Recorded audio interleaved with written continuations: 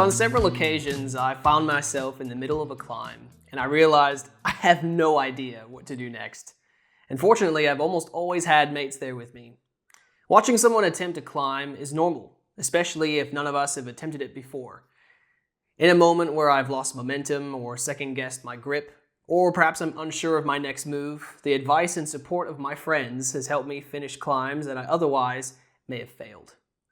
Sometimes I'll even dismount the wall, have a chat, and then make another attempt. And regardless, having someone I trust there to back me is invaluable and infinitely more enjoyable. Similarly, engaging with other believers as an integral part of our Bible study is a great way to enhance the enjoyability of the process and verify the quality of our results. When Paul arrived at the city of Berea in the book of Acts, Luke reports this: "As soon as it was night, the brothers and sisters sent Paul and Silas away to Berea. Upon arrival, they went into the synagogue of the Jews.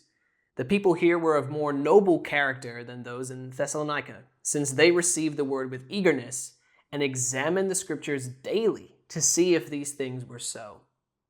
Consequently, many of them believed, including a number of the prominent Greek women as well as men." Acts 17, 10-12. Luke describes a community that displays a genuine desire to hear the word of God and a commitment to profoundly evaluate what they were being taught and to do so in a community with one another. Their community was defined by their open-mindedness to the scripture and diligence to look into it together. The result was that many of them believed in Jesus Christ, including both Jewish and Gentile people. This was a cross-cultural group of Bible students from whom we could learn a thing or two.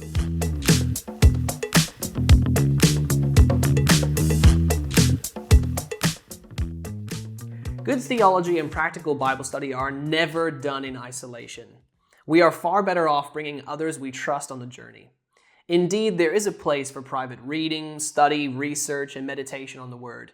But along the way, we do well in making a point to share what we're studying with others. Proverbs 27:17 says, "Iron sharpens iron, and one person sharpens another." Here are 3 great reasons to take this part of the study cycle seriously. Firstly, sharing what we're studying and presenting our findings to others helps to weed out wrong or skewed interpretations. We protect ourselves from blind spots, missing details, or inconsistencies in our conclusions when we allow others we trust to share what they think of a scripture and our findings. Yes, it might be uncomfortable to hear that we may have misread something, but we'll be all the better for it, knowing that our brothers and sisters in Christ cared enough to point it out and not allow us to go down the wrong path. Bringing the community into our study allows the Holy Spirit to speak to us through our church family or faith community. Each person has a unique and valuable perspective that may broaden, deepen, encourage, strengthen, or perhaps even challenge our interpretation, and possibly our application of that scripture as well. There's far more to gain from being involved in the lives of others in this way, not to mention the opportunity to help and share for the benefit of others. And thirdly, when we come together in mutual submission to the Word of God and put our egos aside, we can learn in humility as God creates a level playing field. When community Bible study is done well, every part does its part.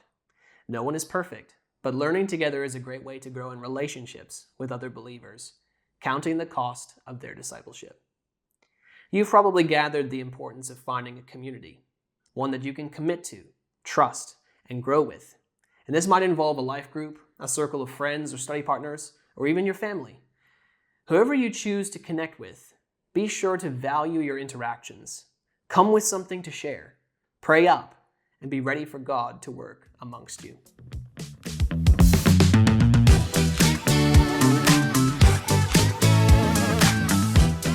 So let's examine some questions and steps you can utilize with your community to evaluate the results of your study cycle so far.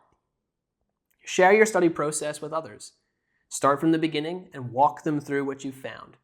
Be detailed and thorough, and clearly state what the scripture you're studying means.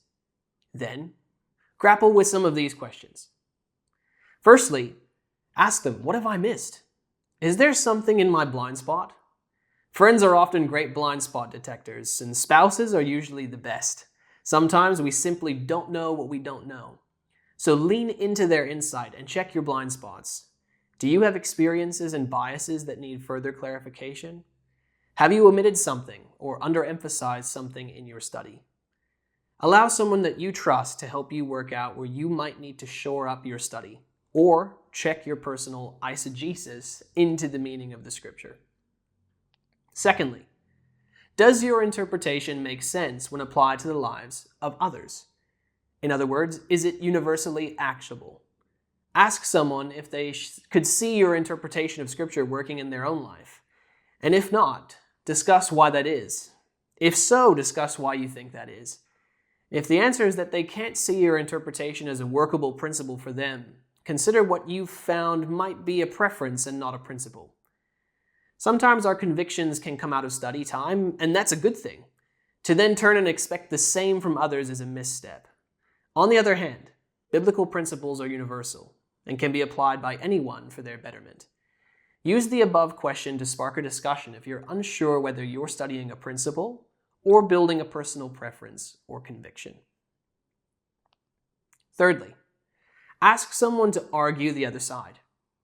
Some might shudder at opening themselves up for cross-examination, but this can also be a significant growth exercise. A conclusion that's not defensible is often not correct, and scrutiny can reveal the strength or weakness of a position on Scripture. We are warned in Scripture not to make a habit of debating for the sake of it, and still, we are encouraged to engage in respectful, fruitful conversation for sharpening believers and repentance for unbelievers. You can see that in 2 Timothy 2:12-24. Fourthly, look for someone who found a different meaning. Ask them, how did they reach that conclusion, and what can you learn from their process? If someone you trust holds a different interpretation to be accurate, aim to learn from them as much as possible. Ask them to explain their process and how they've arrived at their conclusions. Humbly ask questions, raise concerns, and compare your findings with those of others. You can also do this task with a commentary, but doing this with someone that you trust will yield higher dividends for your relationship and your personal growth. Actively seek opportunities to add to your knowledge, to add to your understanding, and to remain teachable. Fifthly, when things get hard, pray, meditate, and ask for help from the Holy Spirit.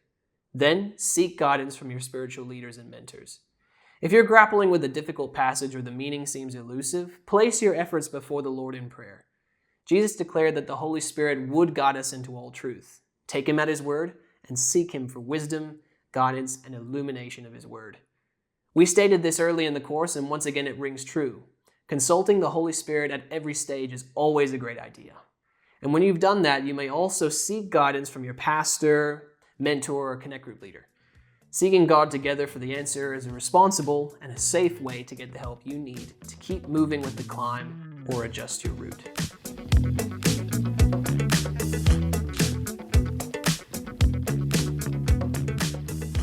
It's not uncommon for me to struggle with leaving the mat when climbing. Sometimes the initial grip is awkward and my legs don't seem long enough or my arms are gassed out. And sometimes seeing the way to begin is hard. At different times, watching someone else climb has inspired me to try something new, and I've also been able to advise someone else mid-climb. Their perspective from outside the climb is invaluable. And in the same way, I hope that this session has inspired you to consider how you can incorporate community into your study time. Find some climbing buddies who can holler out when they see something you can't, and you'll be glad that they were there. In our final session, we'll look at bringing our study full circle by applying what we've learned. I'll see you in the next one.